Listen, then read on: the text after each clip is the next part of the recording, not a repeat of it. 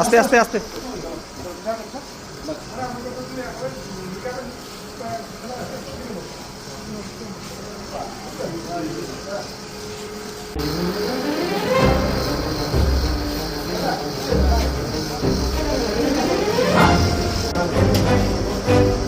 আস্তে আস্তে আস্তে।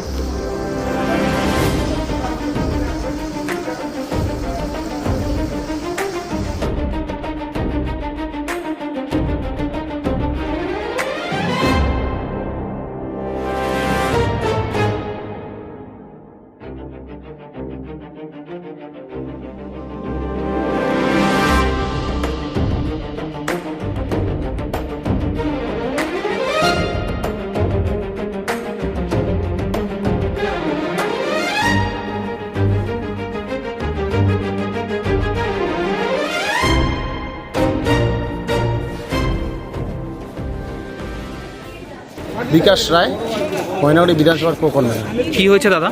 ময়নাগুড়ি বিধানসভার যে পদপ্রার্থী সম্মানীয় ডালিম চন্দ্র রায়, তিনি প্রচারে বেরিয়েছেন, সারাদিন প্রচার করেছেন।